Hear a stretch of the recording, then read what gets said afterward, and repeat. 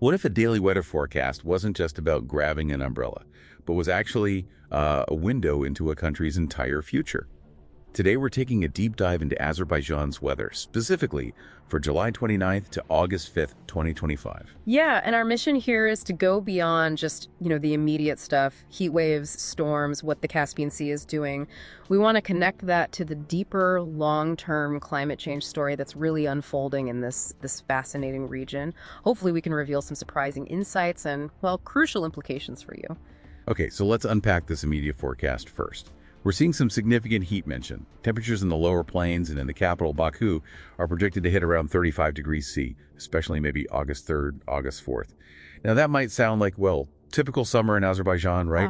But what's the data telling us? Is it just a normal hot summer week? That's a really important question because, what our sources show is this isn't just an isolated hot spell. It's happening against a backdrop where Azerbaijan's climate has already warmed by about 1.3 degrees Celsius just since 2010. That's fast.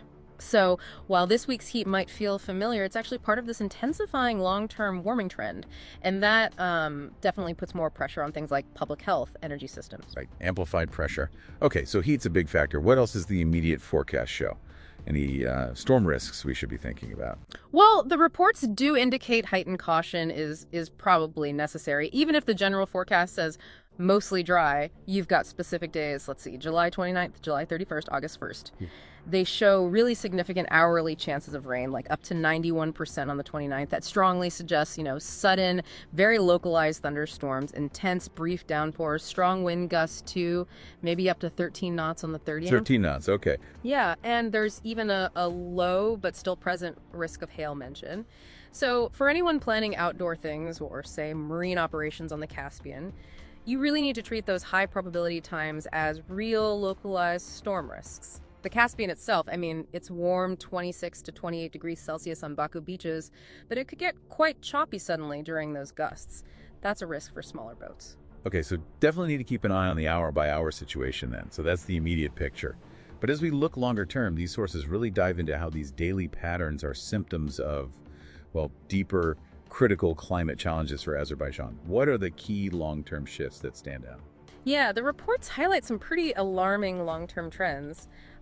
One really severe consequence is the Caspian Sea shrinking. It's ongoing, and it fundamentally challenges things like the shipping industry there, and maybe even more starkly, the probability of drought. It could just skyrocket, from maybe 2% now to potentially 73-85% by the end of the century, especially under high emissions scenarios. Wow, 73 to 85%. Yeah. Exactly, and that leads to severe water scarcity, especially hitting local farmers hard, impacting livelihoods directly. And what about the wider economic picture from these changes? I saw a figure mentioned an 8.5% reduction in GDP. That sounds huge. For our listener, what does that actually mean on the ground? How does that translate into daily life for agriculture or maybe public health? Right, that 8.5% reduction in future GDP by 2050, it's not just a number on a page. It's highlighted here as having very real consequences. Especially with those drought projections we just talked about, it means profound challenges for agriculture, food security, crop yields, food availability. And on the public health side, we're talking about tangible risks, like maybe a longer malaria season becoming more widespread, things like that. And yet, Azerbaijan was chosen to host COP29, right? The big UN climate change conference in 2024. But at the same time, its own climate policies. They've been rated critically insufficient by the Climate Action Tracker. And a huge chunk of its emissions comes from oil and gas, which is also over 90% of its exports. So it seems like, quite a contradiction for a country facing these kinds of domestic climate impacts. It's a bit of a puzzle, isn't it? It absolutely is a stark dilemma, and you can see that tension in the sources. On one hand, you have this heavy economic reliance on fossil fuels. That 90% export figure is massive. But on the other hand, there's this undeniable escalating climate vulnerability at home, especially with those drought forecasts. The reports sort of imply this struggle, this need to pivot the economy while also meeting global climate expectations.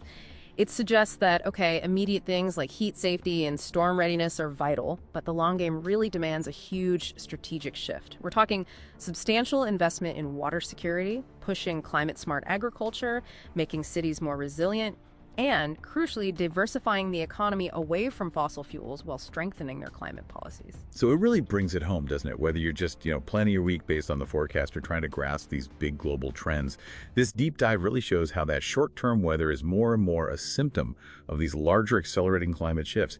It needs both that immediate watchfulness and some serious long-term strategic thinking. Absolutely. And maybe something to think about. What really stands out to you from all this? Consider this.